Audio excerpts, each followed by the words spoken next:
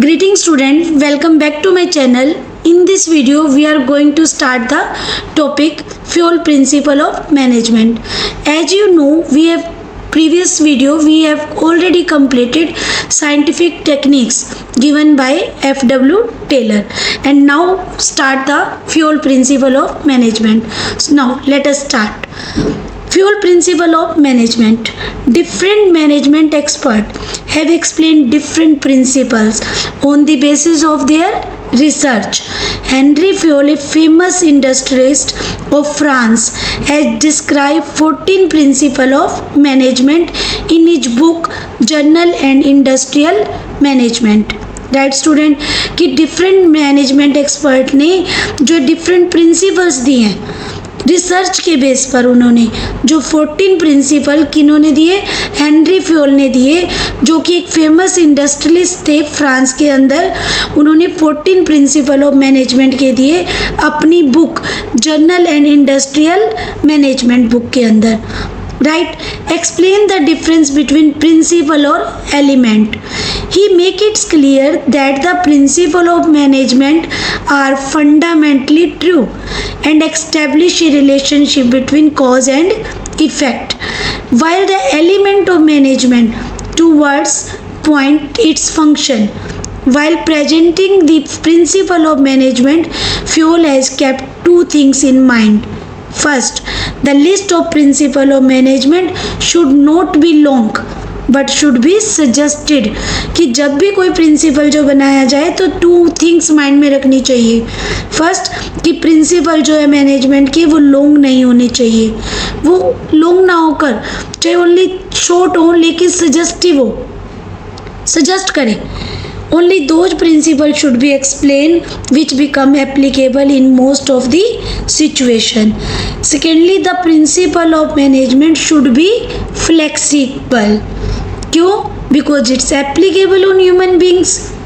Not static नहीं होनी चाहिए, फ्लेक्सिबल होनी चाहिए, क्योंकि ह्यूमन बीइंग के ऊपर एप्लीकेबल होते हैं.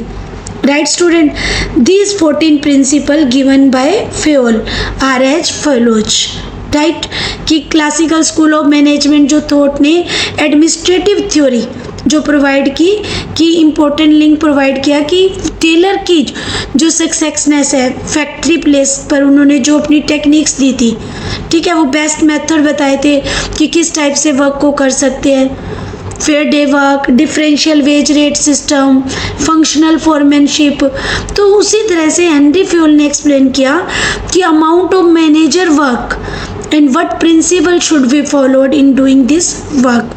कि मैनेजर लेवल पर जो है किस टाइप के जो है प्रिंसिपल्स को फॉलो करना चाहिए जिससे कि वर्कर की जो एफिशिएंसी वो इंक्रीज हो जाए. तो उन्होंने फ्योल ने जो कंट्रीब्यूशन दिया जो बिजनेस की एफिशिएंसी को इंक्रीज़ करने के लिए, तो उन्होंने जो अपना कंट्रीब्यूशन दिया किस बुक के अंदर उन्होंने बताया कि प्रिंसिपल ऑफ मैनेजमेंट की जो एक बुक दी उन्होंने journal and industrial management. Right, उन्होंने क्या है कि 14 प्रिंसिपल्स जो दिए, तो हेनरी फ्योल ने जो वर्क किया था वो 1841 से 1925 तक एक फ्रेंच मैनेजमेंट जो theorist, whose theory concerning scientific organization of labor were widely influential in the beginning of 20th century. He graduated from mining academy. जो ग्रेजुएशन उन्होंने जो अचीव की माइनिंग एकेडमी में जो है अचीव की 1860 में माइनिंग इंजीनियरिंग के रूप में जो है उन्होंने अपनी अचीवनेस जो वहाँ से जो अचीव की. 19 years old engineer starting the mining company. 19 years में ही उन्होंने अपनी जो कंपनी स्टार्ट कर ली और उन्होंने जो है इतनी जो उसमें जो अचीवमेंट की, इतनी जो नॉलेज गेन की, उसके बेस पर उन्होंने 14 प्रिंसिपल दिए. Fayol was the first to identify 4 function of management. Fayol ने ही रियलाइज़ किया था कि 4 function planning, organising, directing and controlling. हाँ, उसमें बाद में थोड़ा सा डिफरेंस हुआ, plan, organise, command, coordinator and control. According to the Fayol, all activities of an industrial undertaking can be divided into technical, commercial, financial, security. कि all activities जो होती है वो डिवाइड होनी चाहिए। इंडस्ट्री लेवल की एक्टिविटी जो है technical, commercial, financial, security, accounting and managerial. He also suggested that qualities a manager must possess should be physical, moral, education, knowledge होनी चाहिए, experience होना चाहिए उनके पास। कि एक मैनेजर के अंदर जो इतनी क्वालिटीज़ होनी चाहिए कि उन्होंने मैनेजरियल लेवल पर जो उन्होंने प्रिंसिपल दिए कि एक मैनेजर के अंदर फिजिकल कैपेबिलिटी होनी चाहिए, मोरल होना चाहिए, उसका एजुकेशन नॉलेज होनी चाहिए, एक्सपीरियंस होना चाहिए। He believed that the number of management principles that might help to improve the organization operation is potentially limitless। कि एक अगर मैनेजर के अंदर ये सारी क्वालिटीज़ होंगी, मीन्स वेल नॉलेज होगा, वेल एक्सपीरियंस होंगे मैनेजर, तो वो ऑर्गेनाइजेशन तो इतनी प्रोग्रेस करेगा उसकी कोई लिमिट ही नहीं होगी। Right, based largely on etch own experience he develop etch concept of administration. उन्होंने एडमिनिस्ट्रेशन लेवल के जो प्रिंसिपल दिए और वो दिए थे 14, ठीक है, 14 प्रिंसिपल जो उन्होंने किए। अपनी जो एक बुक पब्लिश की उन्होंने 1970 में, एडमिनिस्ट्रेशंस इंडस्ट्रियल एट जर्नल, जो बुक दी उन्होंने journal and industrial management. It was publish in English in 1949 में। पहले 1970 में ये बुक पब्लिश की थी, administrations industrial it journal, but बाद में जर्नल एंड इंडस्ट्रियल मैनेजमेंट के नाम से 1949 में। और मैनेजमेंट जो थ्योरी उन्होंने दी 14 प्रिंसिपल्स के रूप में, और ये बहुत बड़ा कंट्रीब्यूशन जो उन्होंने मैनेजमेंट लेवल के ऊपर जो दी थ्योरी, जो ये उनको इसी कंट्रीब्यूशन के लिए उनको जो है फ्योल को फादर ऑफ जर्नल मैनेजमेंट जो बोला जाता है, वो ही is also known as the father of general management.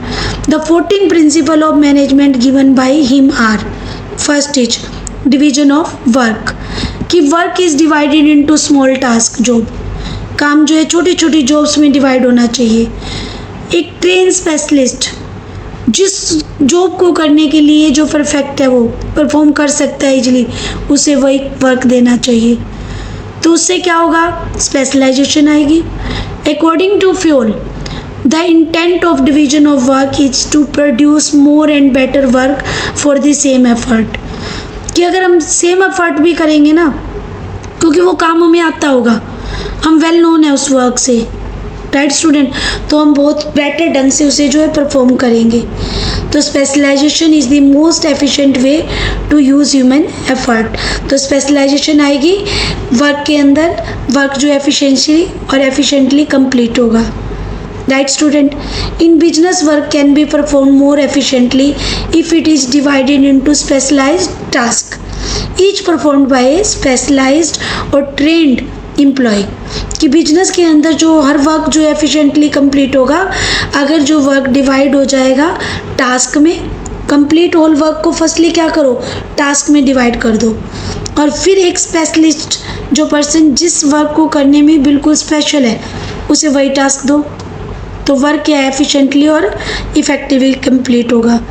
Thus in a company we have separate department for finance, marketing, production, department जो अलग अलग है हर ऑर्गेनाइजेशन के अंदर, यहाँ तक कि ह्यूमन रिसोर्स डिपार्टमेंट भी होता है। All of them have specialised person, collectively they achieve production and sales target of the company। सब डिपार्टमेंट है लेकिन उनका कलेक्टिवली एक मोटिव है कि ऑर्गेनाइजेशन गोल को अचीव करना, right? Collectively they achieve production and sales target of the company। Fuel applies this principle of division of work to all kinds of work, technical as well as managerial। You can observe this principle at work in any organization like hospital and even a government office। कि अगर हम division of work कर देते हैं तो definitely जो result मिलते हैं ये हम कहीं भी अप्लाई करके जो है इसको देख सकते हैं। कि अगर हम हाउस होल्ड वर्क को भी लें, अगर हम डिवीजन कर देते हैं कि ये वर्क वो व्यक्ति करेगा और ये वो करेगा, तो काम कितने अच्छे से कंप्लीट होता है, टाइमली कंप्लीट होता है, राइट। तो इस टाइप से कोई भी काम है तो बहुत अच्छे से कंप्लीट होता है। फॉर एग्जांपल आपका जो सिलेबस है, अगर इसको हम पार्ट्स में डिवाइड कर लेते हैं और फिर इसको हम रीड करने की कोशिश करते हैं कि 1 मंथ में हमने 2 यूनिट करनी है, तो कितने एफिशिएंटली कंप्लीट होंगी। इन कंपैरिजन पूरी बुक को ही कंप्लीट करने की कोशिश करोगे 1 मंथ में, तो दैट्स नॉट पॉसिबल और रिजल्ट नहीं मिलेंगे। Right student, it means division of work करने से स्पेशलाइजेशन आती है और वर्क भी एफिशिएंटली और इफेक्टिवली कंप्लीट होता है। राइट, डिवीजन ऑफ वर्क के पॉजिटिव इफेक्ट क्या रहेंगे कि increase the work efficiency of the worker. Right, now next कि means advantages of specialisation are obtain and increase the quality of work, increase the speed of production and decrease the wastage of the resources, कि resource जो decrease wastage है उनकी decrease हो जाएंगे, quality improve होगी, specialisation आएगी तो worker की एफिशिएंसी भी इंक्रीज होगी। वर्कर की एफिशिएंसी इंक्रीज होगी तो ऑर्गेनाइजेशन गोल्स जो है इफेक्टिवली और एफिशिएंटली अचीव होगी। राइट, अगर वॉलेटिंग इफेक्ट कि अगर हम डिवीजन ऑफ वर्क को अप्लाई नहीं करते तो क्या होगा कि हमें स्पेशलाइजेशन के बेनिफिट अचीव नहीं होंगे। Right student, and now worker efficiency will be reduced, कि वर्कर की एफिशिएंसी क्या हो जाएगी, रिड्यूस हो जाएगी। राइट, गॉट दिस पॉइंट कि division of work brings the specialisations. Now come to the next, authority and responsibility. According to these principles, authority is the right to give order and obtain obedience, and responsibility is corollary of authority. Corollary of जो authority means according to these principles, authority and responsibility should go hand in hand. कि अगर हम किसी काम को करने की किसी को रिस्पॉन्सिबिलिटी देते हैं तो उस वर्क को करने के लिए जो उसे टास्क को पूरा करने के लिए जो रिसोर्स चाहिए तो वो भी देने पड़ेंगे। इट मीन्स अथॉरिटी भी देनी पड़ेगी। दोनों जो है go hand in hand means साथ साथ चलती है। राइट, कि पर्टिकुलर वर्क की रिस्पॉन्सिबिलिटी दी है तभी वो कंप्लीट अच्छे से होगा जब हम सफिशेंट अथॉरिटी भी देंगे to discharge the responsibility. Right student, कि बिना अथॉरिटी दिए वो वर्क को कैसे कंप्लीट करेगा। Authority must have to complete the responsibility. Authority is both formal or informal. Managers require authority with their responsibility, right? There should be a balance between authority and responsibility. Balance भी होना चाहिए, authority ना तो ज़्यादा दी जानी चाहिए ना ही कम। An organization should build safeguards against abuse of managerial power. At the same time, a manager should have necessary authority to carry out the responsibility. Right, student? This can be explained with the help of example. For example, a sales manager has to negotiate a deal with a buyer. Sales manager को deal करना है buyer के साथ. She finds that if she can offer credit period of 60 days, she is likely to clinch the deal which is supposed to fit as the company net margin say that 50 crores. अगर इस type से credit period जो 60 days का offer करते हैं तो target जो achieve margin जो अचीव हो जाएगा 50 करोड़ कि अगर उन्होंने ये बताया। But this give power to the manager to offer credit period of only 40 days, कि अगर ये पावर देनी पड़ेगी कि अगर क्रेडिट पीरियड ओनली 40 डेज का दें तो this show their is imbalance authority and responsibility. Right, imbalance हो गया 60 के कंपैरिजन में 40। In this case the manager should be granted authority of offering credit period of 60 days in the interest of the company. Right, but given अगर 40 है तो it means less authority है।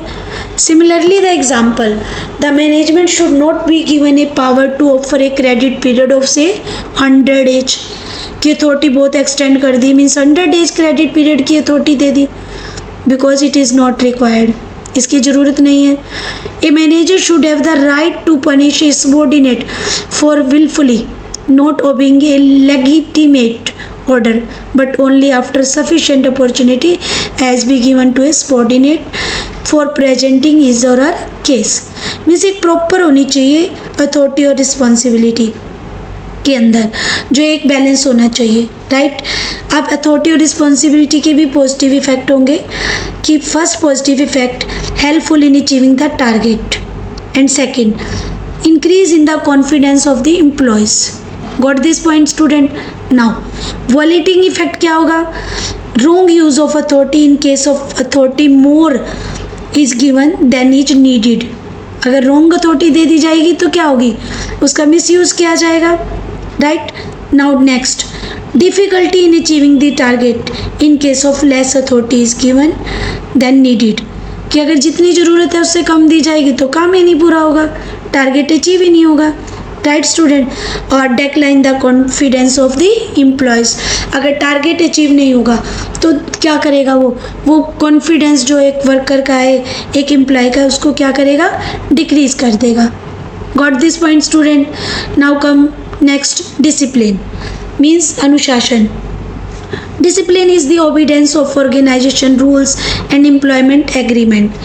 According to this principle, the organization rules and employment agreement should be obeyed by both the superior and by the subordinate. दोनों को जो है business के जो है रूल्स हैं, जो भी रेगुलेशन है वो फॉलोअप करने चाहिए।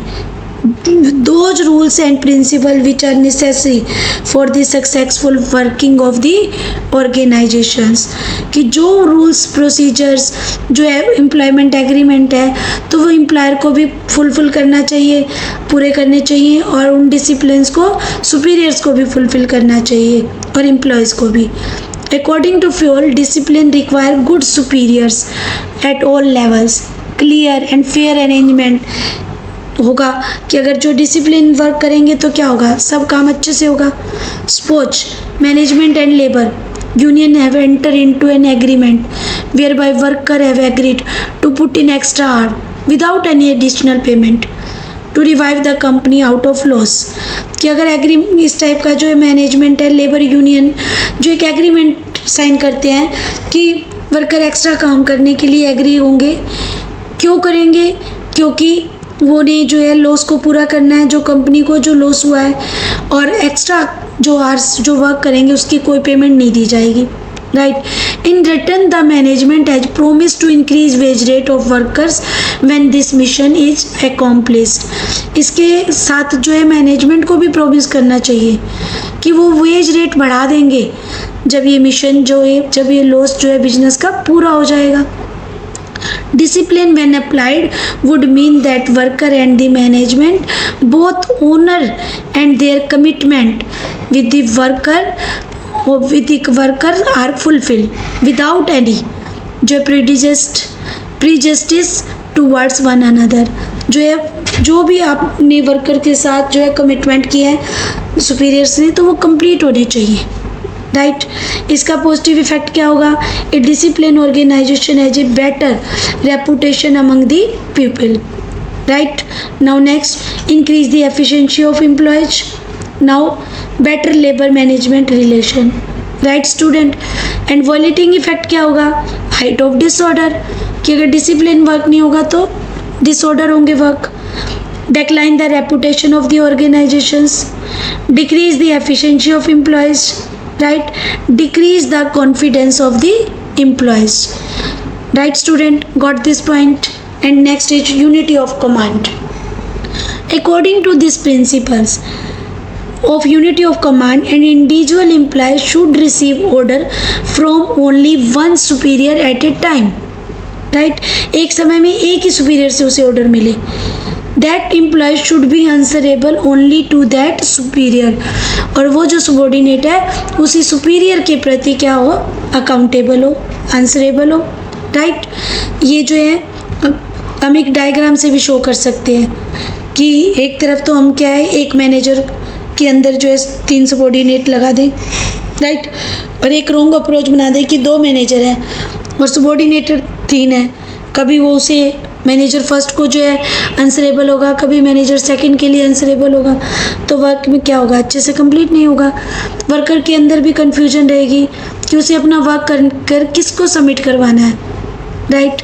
तो अकॉर्डिंग टू दिस प्रिंसिपल क्या है कि प्रॉपर जो है फिक्स होना चाहिए कि किस व्यक्ति से जो है एक सबॉर्डिनेट को जो है ऑर्डर मिलेंगे और किस व्यक्ति को जो है उसी व्यक्ति के लिए वो आंसरेबल है, right.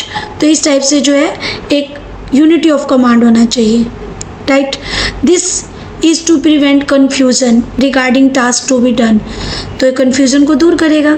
Suppose a sales person is asked to click a deal with the buyer that is allowed to give 10% discount, कि 10% डिस्काउंट दी जाएगी by the marketing managers sell करते हुए, ठीक है, बायर को बताया। बट फाइनेंस डिपार्टमेंट टेल्स, वो क्या करती है कि more than 5% discount. Now note to be more than, offer more than 5% discount means 5% से ज़्यादा डिस्काउंट नहीं होगी। Now there is no unity of command, this can be avoided if there is coordination between various department. कि coordination means unity of command तभी follow होगा जब coordination होगा, right. तो coordination means unity of command के भी जो positive effect है, देर is no confuse situation for the subordinate. Second, the efficiency of the subordinate increases. The next, the efficiency of the superior increases. Right? It is easy for fixing responsibility. कि जब आपको ये पता है कि आपने किसको अपना वर्क करके जो है सबमिट करवाना है, राइट, और सुपीरियर को ये मालूम है कि कौन से सबॉर्डिनेट उनके अंडर में वर्क करेंगे, तो रिस्पॉन्सिबिलिटी फिक्स करना क्या रहेगा, ईजी रहेगा। और एटमॉस्फेयर जो बनेगा, ऑर्गेनाइजेशन का इन्वायरमेंट जो बनेगा, वो भी क्या है, एक कोऑर्डिनल जो इन्वायरमेंट बनेगा, एक स्मूथ इन्वायरमेंट बनेगा। Now come to the next, unity of direction. Next principle is unity of directions. Unity of direction means there should be one head and one plan for a group of activity having the same objective. कि किसी भी same objective को achieve करने के लिए एक group के जो का है एक ही हेड होना चाहिए, right. Suppose an automobile company है, is manufacturing 2 product namely scooter और कार। 2 प्रोडक्ट बना रही है, स्कूटर और कार। तो हैविंग 2 डिविजन्स, ईच प्रोडक्ट के लिए उसके पास जो अलग अलग डिवीजन है, right. As each product as it own market, अपनी ओन प्रॉब्लम होंगी उनकी। तो there for each division must have their own head. जो 2 डिवीजन है तो उनका सेपरेट हेड होना चाहिए, तभी यूनिटी ऑफ डायरेक्शन जो फॉलोअप होगा, राइट। तो इस टाइप से जो है कार के लिए जो एग्जांपल दिया हुआ है, देखो, if a company is manufacturing motorcycles as well as car, एक कंपनी मोटरसाइकिल भी बना रही है, कार भी बना रही है, it should have 2 separate division for both of them. Each division should have its own in charge, plans and education resources. On no account should the working of 2 division overlap. अगर ऐसा होगा तो कोई भी एक्टिविटी रिपीट नहीं होगी। Now let the differentiate between the 2 principle of unity of command and unity of direction. दोनों में डिफरेंस क्या है कि unity of command और unity of directions. In this connection, fuel feels for the efficient running of the organization. Unity of direction is important, while the unity of command is important to enhance the efficiency of the employees. To enhance the efficiency of the employees means employees की efficiency को बढ़ाने के लिए unity of command है, right. और business को efficient run करने के पर्पज से उन्होंने जो है प्रिंसिपल दिया यूनिटी ऑफ डायरेक्शन है, राइट। दोनों का डिफरेंस क्लियर है, राइट।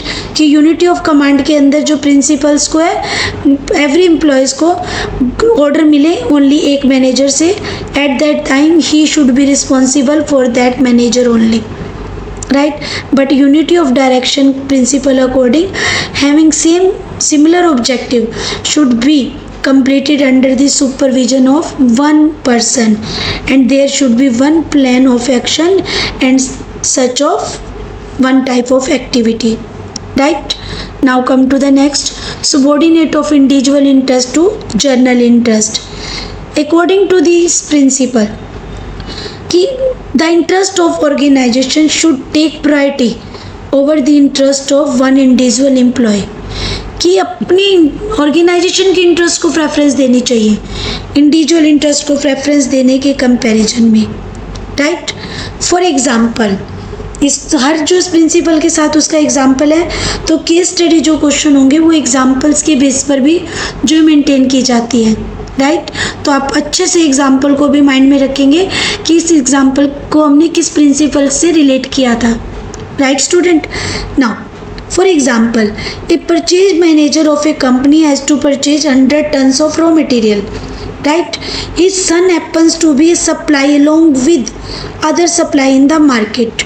मार्केट के अंदर जो सप्लाई कर रहे हैं रॉ मटेरियल, उनमें उनका सन भी जो उसी टाइप का रॉ मटेरियल सप्लाई कर रहा है, राइट।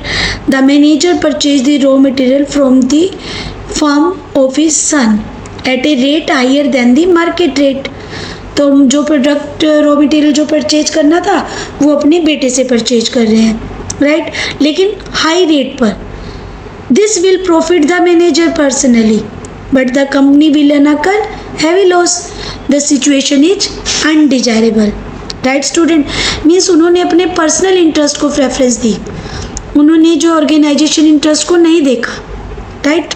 तो मैक्सिमम जो है उन्होंने क्या किया कि मैक्सिमम जो है क्या किया कि उन्होंने जो है पर्सनल इंटरेस्ट को जो है प्रेफरेंस दी as comparison of organisation.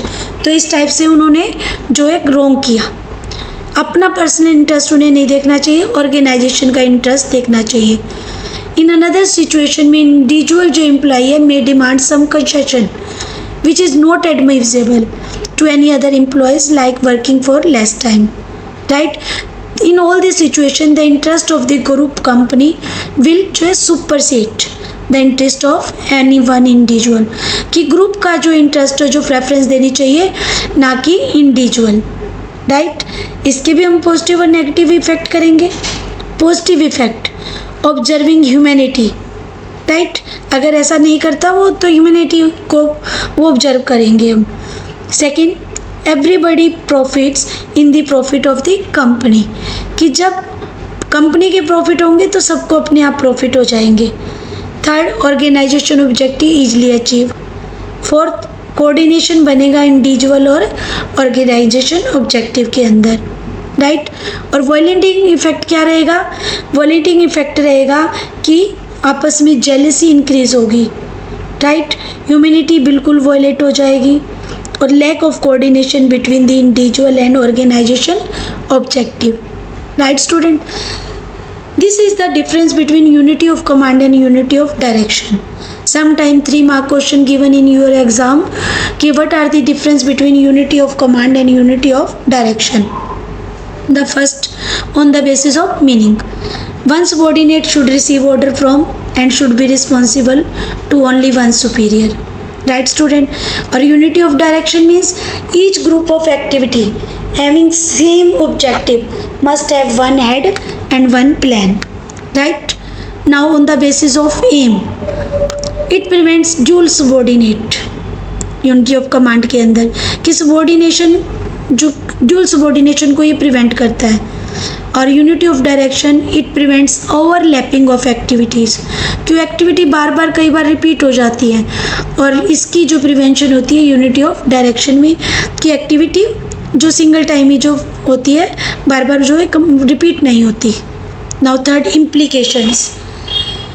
In unity of command, it affects an individual employee, and unity of direction, it affects the entire organizations. जब भी आपको स्टूडेंट डिफरेंस का क्वेश्चन करना है, आपको बेसिस के अकॉर्डिंग करना है, क्योंकि एग्जाम में ऑन दी बेसिस जो डिफरेंस मोस्टली जो कवर किया जाता है क्वेश्चन, तो आपने बेसिस के अकॉर्डिंग डिफरेंस के क्वेश्चन को लर्न करना है, राइट स्टूडेंट। नाउ कि इंडिविजुअल इंटरेस्ट को प्रेफरेंस ना देकर हमें ऑर्गेनाइजेशन इंटरेस्ट को जो प्रेफरेंस देनी है, right. Now next, remuneration to employees, कि the overall pay and compensation should be fair to both employees and the organization, कि जो रेम्यूनरेशन दिया जा रहा है एम्प्लॉयज़ को वो क्या होना चाहिए? फेयर होना चाहिए, राइट। फेयर मीन्स कि उसे इतनी वेजेस तो पे करनी चाहिए कि एट लीस्ट वो एक रीजनेबल स्टैंडर्ड ऑफ लिविंग को मेंटेन कर सके, right. At the same time it should be with in the paying capacity of the company, और वो जो है कंपनी की पेइंग कैपेसिटी के अंदर भी होना चाहिए कि कंपनी इतना अफोर्ड कर सके, right. In other words, remuneration should be just और इक्विटेबल. कि रेम्यूनरेशन जस्ट होना चाहिए मीन्स इक्विटेबल होना चाहिए, सबको इक्वल ट्रीट करना चाहिए. This will means same field के. दिस विल इंश्योर जो है atmosphere cordial and good relation between worker and management. This is the positive effect of this principle. The working of the company would be smooth. Right.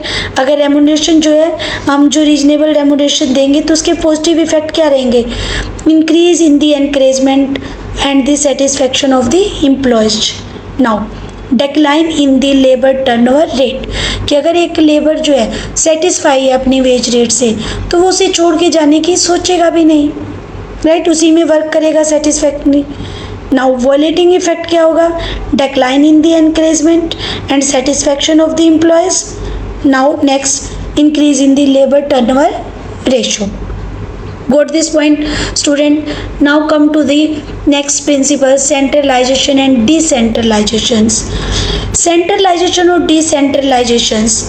According to these principles given by Fowle, the superior should adopt effective centralization instead of complete centralization or complete decentralization.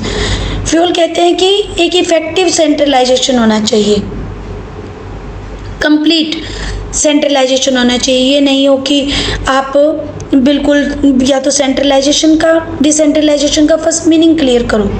Centralisation का meaning होता है कि all the power in the hands in the of the superior. All power should remain in the hands of the superior means that is centralization. और decentralization क्या होगा? कि authority, mostly authority given to the subordinate. This is the meaning of decentralization. तो उनके कहने का क्या है कि ना तो अडॉप्ट करना चाहिए इफेक्टिव, ना तो अडॉप्ट करना चाहिए कंप्लीट सेंट्रलाइजेशन और ना अडॉप्ट करना चाहिए कंप्लीट डिसेंट्रलाइजेशन. एक जो इफेक्टिव सेंट्रलाइजेशन होना चाहिए. Right. For example, the decision in respect of determining the objective and policies, expansion of business etc. should remain in the hands of the superior. कि main जो work है, policies बनाना, business expand करना, वो superior के end में होना चाहिए. Right student. और द अदर एंड जो है work according to the for the example of purchase of raw material, granting leave to the employees should be delegated to the subordinate. Right. According to Fowle, there is need to be balance between the centralization और decentralization. Balance होना चाहिए तभी work जो अच्छे से होगा. Right. For example one more, panchayat in our country have been given more power to decide and spend fund granted to them by the government for the welfare of the villages. This is decentralization at the national level. Right. कि इस type से distribution करना क्या है, national level पर decentralization है. Right. Positive और negative effect. Now come to the first positive effect, decrease in the workload of the superior. अगर ऐसा होगा तो सुपीरियर का वर्कलोड क्या होगा? कम हो जाएगा. Quick and better decision will be taken in prompt time. Third, increase in the encouragement of the subordinate. Violating effect क्या रहेगा? कि unnecessary increase in the workload of the superior. Right. And decline in the encouragement of subordinate in case of complete centralisations. Right. Now student got this point. Now come to the next, scalar chain. Scalar chain means an organization consists of superior and subordinate. The former lines of authority from highest to जो है lowest rank are known as scalar chain. कि means it refers to the former line of authority and communication which moves from higher to the lowest rank in a straight way. कि एक straight लेन में जो भी line के अंदर जो है रूल्स जो है फॉरवर्ड होने चाहिए. Right. According to Fayol, organization should have a chain of authority. कि अथॉरिटी और जो कम्युनिकेशन है वो रन करने चाहिए from top to bottom means manager to the subordinate. Right student. Now let us consider a situation where there is one head A who has two lines of authority under him. One line consists B, C, D, E, F. Another line under A, L, M, N, O, P. E has to communicate with O. E को communicate करना है किसके साथ? O के साथ. With the same level of authority. Then he has to transverse the route E से D, right? फिर C, B, A, L, M, N, then come to the O. This is due to the principle of scalar chain कि एक chain में होना चाहिए. This is explained with the help of diagram कि A को communicate करना है O से, तो वो पूरे जो है फॉर्मल लाइन को फॉलोअप करके जो है करेगा, राइट. बट इसकी एक एक्सेप्शन है कि फ्यूल ने जो है ये बोला है कि this chain must be followed in a strict manner. It means each communication must move from top to bottom and vice versa in a straight line. The important condition here is no step should be overlooked during communication. कि communication करते हुए कोई जो है बीच में miss ना हो जाए, सभी को जो वो बात कम्युनिकेट होनी चाहिए. उन्होंने ये बोला कि इसको स्ट्रिक्टली फॉलोअप करना चाहिए. स्टूडेंट, आपको रिमेंबर होगा कि कई बार आपके स्कूल में क्या होता है, कोई ऑर्डर आता है, उसमें क्लासेस वाइज जो नेम नोट होते हैं टीचर्स के, और हर टीचर के सिग्नेचर करवाते जाते हैं कि जिससे कि सभी को टीचर्स को वो मैसेज हो जाए जो वो कम्युनिकेट करना चाहते हैं, राइट. बट इसका जो एक एक्सेप्शन है फ्यूल की ladder. Fayol has explain this principle with the help of a ladder और double chain as shown in the diagram, जो कि आपको दिखाई दे रहा है ई से एफ, राइट. फॉर एग्जाम्पल एक कंपनी कम्युनिकेट जो है मेंबर जो ई है वो wants to contact with employee O. E contact करना चाहता है ओ के साथ, वो कर सकता है. कई बार क्या होती है, इमरजेंसी होती है, कई बार उन्हीं के लेवल का वो वर्कर होता है तो वो कर सकते हैं. बट उसे अपने प्रायर जो है, जो अपर लेवल पर जो भी उसका जो है सबॉर्डिनेट सुपीरियर होता है उससे परमिशन लेनी पड़ेगी. अपर लाइन पर जो भी पोस्ट पे जो असाइन है मेंबर, उससे परमिशन लेनी होगी, राइट. कि उसे अकॉर्डिंग टू दिस प्रिंसिपल कि वो पहुंच सकता है डायरेक्टली, उसे पूरा पाथ कवर करने की ज़रूरत नहीं है. 9 जो 10 स्टेप्स बीच में आते हैं उसे पूरे कवर करने की नीड नहीं है, वो डायरेक्टली कर सकता है. यूटिलिटी क्या रहेगी? Due to more clear system of authority and communication problems can be solve faster. कि अगर इस तरह से डायरेक्ट होगा, और कई बार क्या होता है जो क्विक डिसीजन लेने होते हैं तो ईजिली जो है डिसीजन लिए जाते हैं और जो है क्विकली जो डिसीजन लेने का बेनिफिट अचीव किया जा सकता है, राइट. कि प्रिंसिपल ऑफ स्केलर चेंज का जो है गैंग प्लैंक है ये एक्सेप्शन. फ्यूल की लैडर जो उन्होंने दिखाई हुई है और गैंग प्लान क्या एक्सेप्शन है कि अगर इक्वल रैंक पर हैं, इमरजेंसी है, डिले नहीं होना चाहते तो कम्युनिकेशन डायरेक्ट भी कर सकते हैं. जैसा कि डायग्राम में दिखा रहा है, ई कम्युनिकेट करेगा ओ से. But for doing so employees जो है E have to seek the prior permission of the immediate boss. जो उसका जो अपर बॉस है उससे जो परमिशन लेनी पड़ेगी. ई का अपर बॉस कौन है? डी. तो he must get the permission from D, right. Then he do this कि डायरेक्ट कम्युनिकेट कर सकता है विद ओ के साथ, राइट. पॉजिटिव इफेक्ट क्या रहेंगे कि flow of ordinary information, better relation because of absolute respect for authority, right. और नेगेटिव क्या रहेंगे कि disorderly flow of information, bitterness आएगी relationship of superior and subordinate, right student. Now this Fayol जो scalar chain है, this principle is very very important. So this is very principle जो important of Fayol. तो आपने इसको बहुत अच्छे से जो है स्केलर चेन को लर्न करना है, राइट. स्केलर चेन के बाद जो नेक्स्ट प्रिंसिपल है वो है आपका जो है ऑर्डर.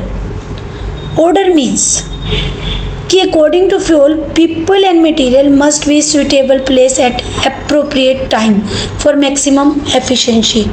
ऑर्डर मीन्स जो है according to this principle right person should be placed at the right job and right thing should be place at the right place, कि जिस व्यक्ति की जहाँ ज़रूरत है उसे वहीं अपॉइंट करो, और जिस मटेरियल की जहाँ नीड है वहीं पर उसे प्लेस करो, राइट। तो इन्होंने जो है तभी वर्कर की एफिशिएंसी इंक्रीज हो सकती है। A principle of order state that a place for everything and everything is a place, कि हर चीज़ जो है अपने प्लेस पर होनी चाहिए, राइट, तभी वर्क होगा।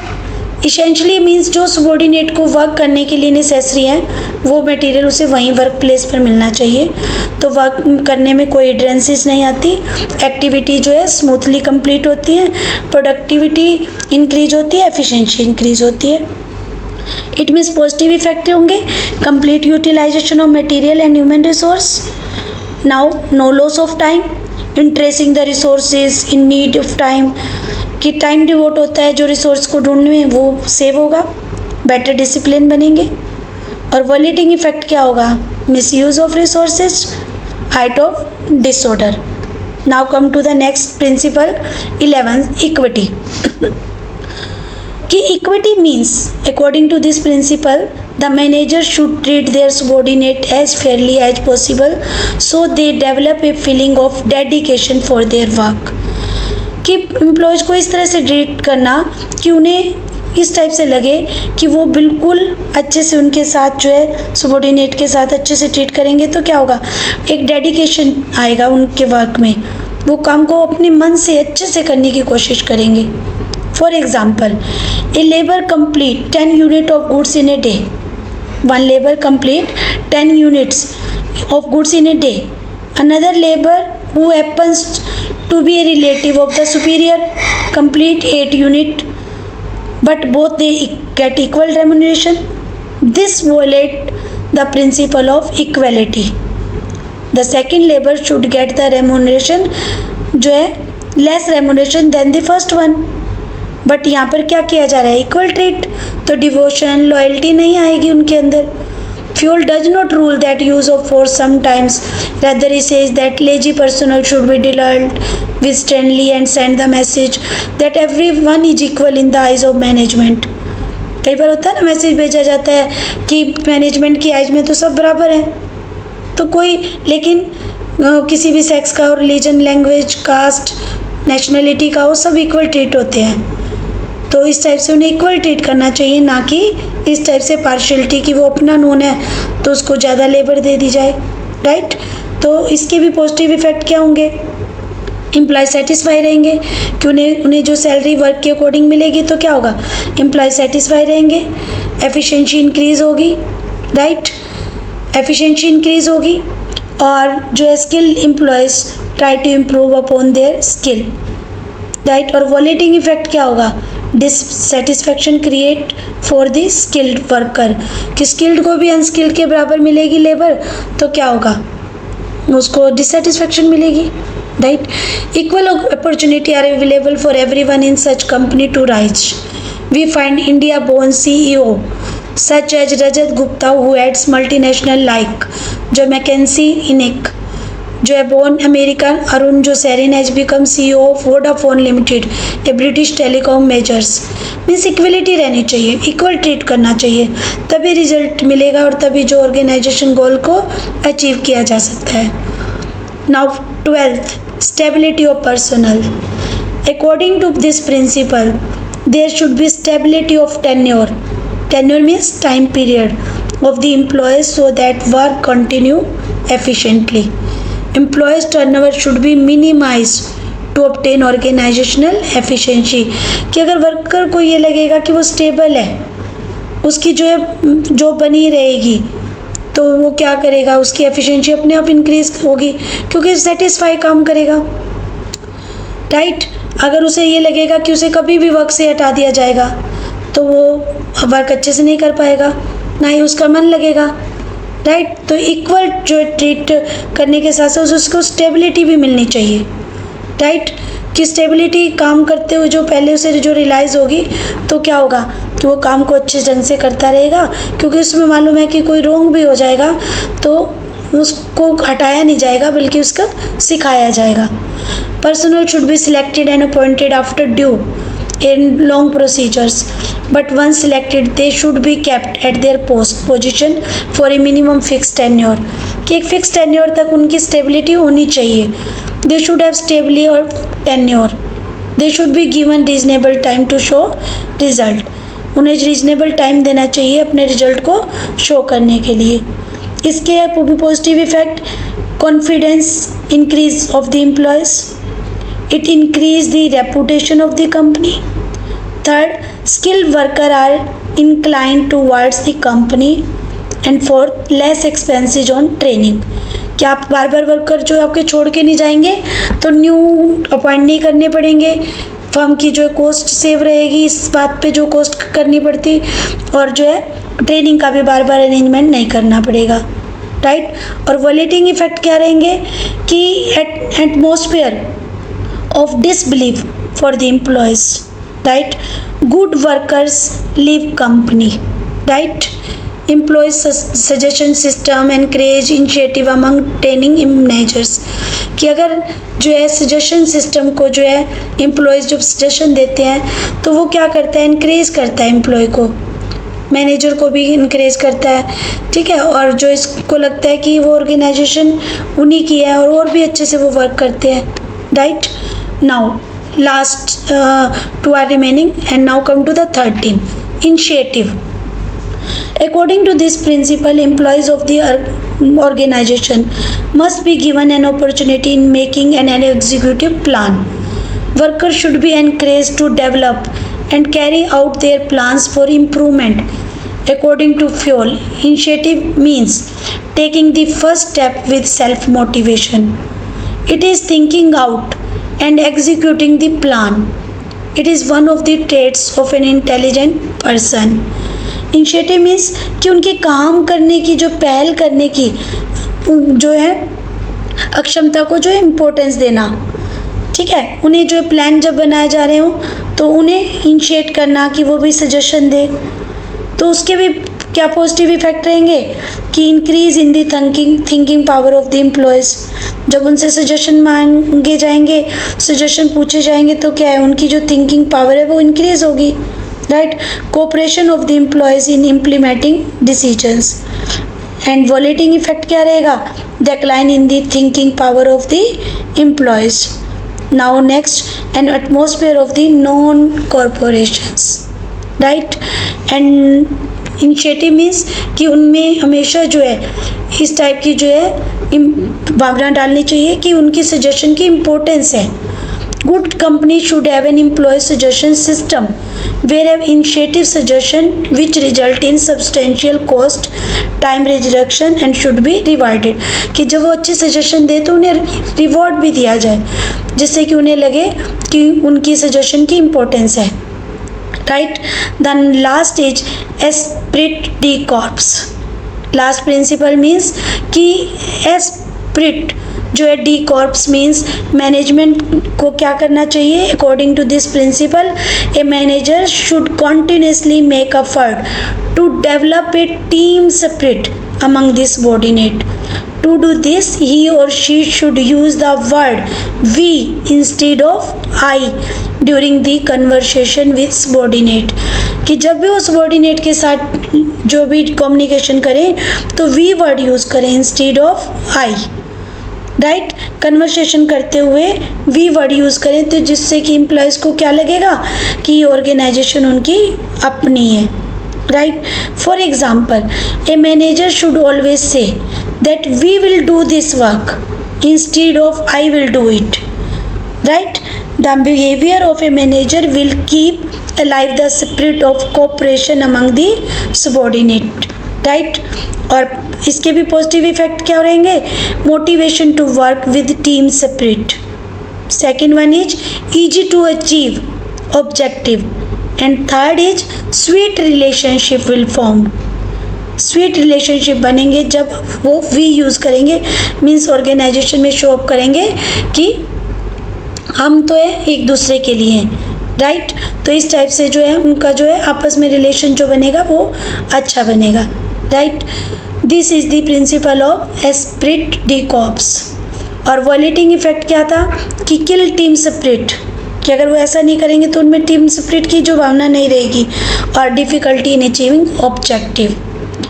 Now from the foregoing discussion it is clear that fuel 14 principle of management was widely applicable to managerial problems. इन्होंने जो 14 प्रिंसिपल दिए वो मैनेजमेंट लेवल के मैनेजरियल प्रॉब्लम्स को सोल्व करने के दिए.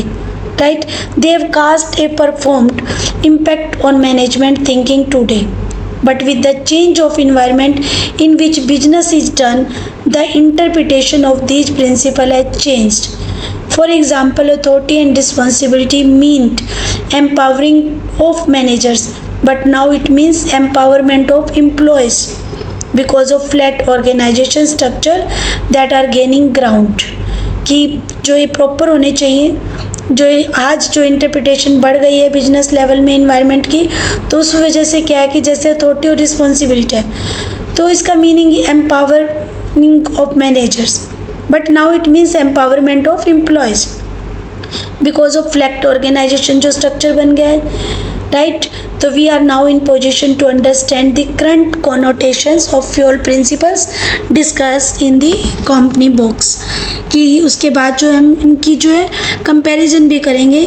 We will discuss the comparison of Fayol scientific techniques and fuel principles and Taylor scientific techniques in next video.